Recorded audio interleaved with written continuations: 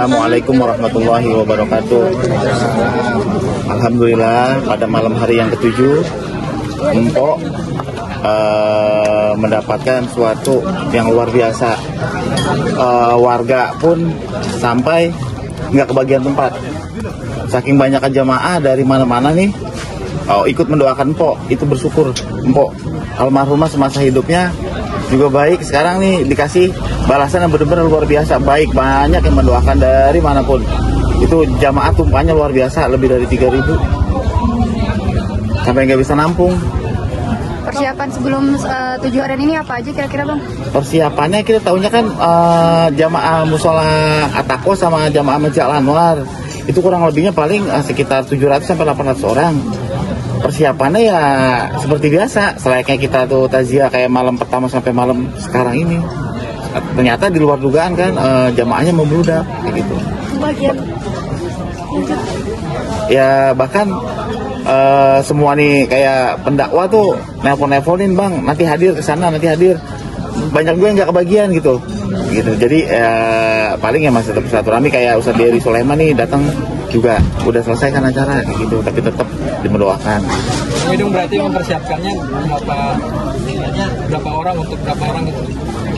1.000. Iya 1.000. 1.000 tapi di luar dugaannya lebih dari 1.000. Terus setelah kebagian 7 hari apa sih benar-benar yang terasa sebagai seorang suami? Momen yang kerasa ya ketika hari-hari kita kan selalu sama almarhumah nih ya. Kayak misalkan selalu masakin tiap hari, ya kan. Saya makan juga ditungguin, dipanggil-panggil, Pak makan dulu, kayak gitu. Terus hari-hari ini ngomel paling, Pak biasaan lu naruh anduk sembarangan, taruh lagi di tempatnya, kayak gitu. Hari-hari itu udah nggak ada lagi, hilang gitu. Tapi walaupun Mpok nggak ada, tetap di hatinya selalu ada Mpok, kayak gitu. Bang Idung sampai 7 hari ini sudah sempat dimimpiin belum sih? Untuk saat ini belum ya. Belum mimpin apa-apa kayak gitu, belum dapat alamat pun apa-apa. Mas sampai sekarang masih belum kuat ngelihat fotonya Mpok apa di situ tuh?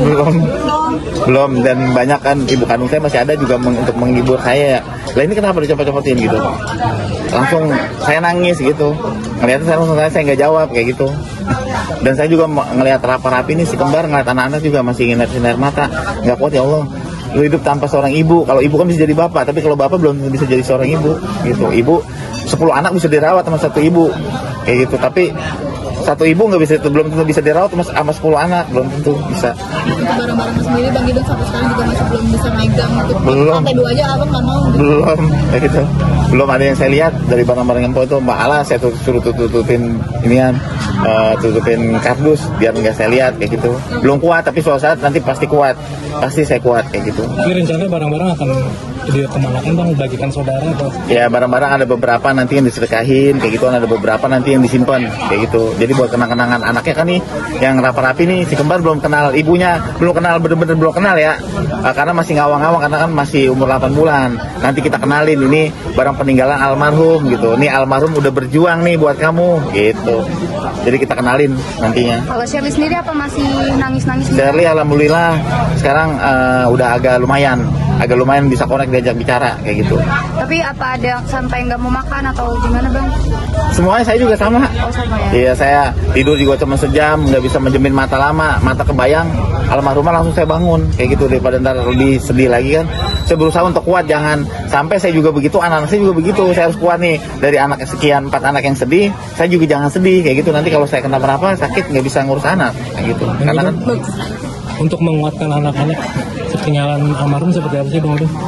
Menguatkan anak-anak, ya menguatkan anak-anak ya dari hati yang paling dalam ya harus makan kayak gituan, susu si kembar, terus lu harus sekolah yang tinggi kayak gitu, lu harus sekolah gitu, lu bisa, kita harus bisa seperti selayaknya ada almarhum aja kayak gitu, ngajakin jalan-jalan anak-anak dan kemana kayak gitu. Biasanya kan almarhum tuh suka ngajak jalan-jalan kemana kayak gitu, jadi nggak bisa diem, almarhumnya nggak bisa diem. Sekarang libur tuh ngajak jalan anak-anak sekeluarga kayak gitu.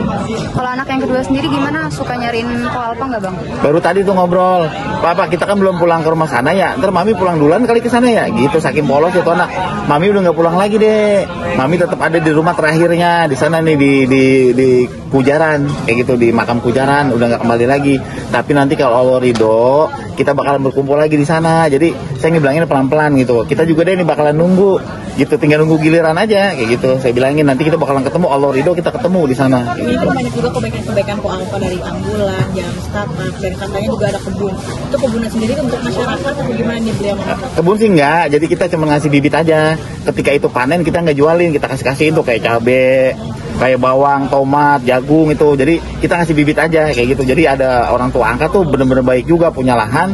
Ketika panen tuh kita kasih-kasihin orang aja. Kayak lebaran nih apa, puasa nih kasih apa, kasih timun suri kayak gitu. Kita tanam yang sekiranya itu musiman aja kayak gitu. Tapi sekarang daerah Pondok Aren.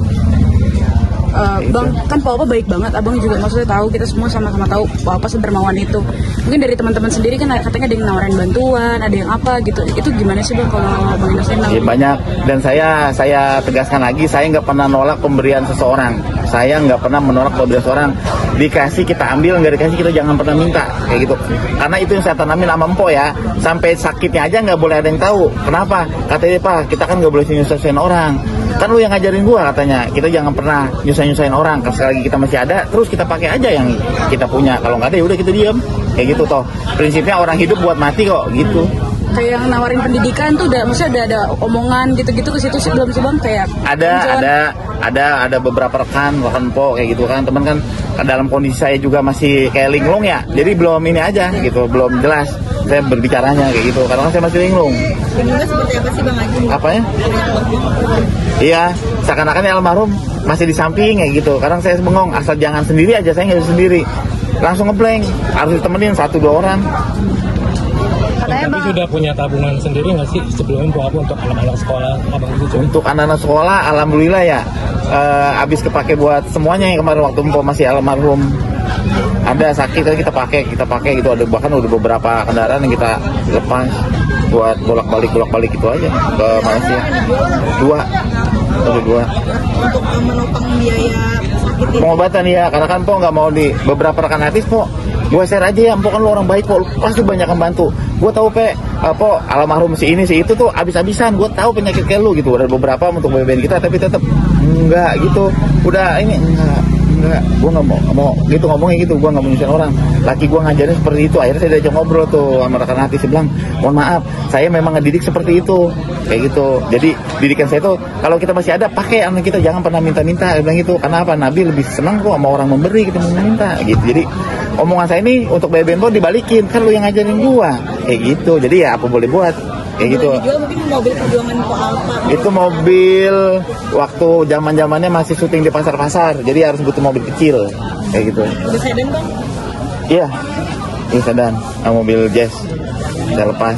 Bang, emang nggak pakai asuransi Bang, kesehatan gitu? Asuransi udah habis limit. Habis limit? Iya, karena kita biayanya sangat dahsyat. Kita kan berjalan hampir mau 2 tahun nih, bolak-balik ke luar negeri, kayak gitu. Sorry Bang, habis berapa Bang kalau boleh tahu? Lupa. Kalau ini jumlahnya saya nggak hitung. Pokoknya jelas anuan kita udah pada kering, kayak gitu. Habis banget mah nggak, udah kering kayak gitu. Nanti kalau kita bilang rezeki kita habis, nggak boleh. Masih ada lah kayak gitu. Cuman ya yang gede-gede itu udah selesai, gede-gede. Tapi ntar pelan-pelan rezeki itu akan kembali lagi kok, kayak gitu. Allah maha mengasihi rezeki.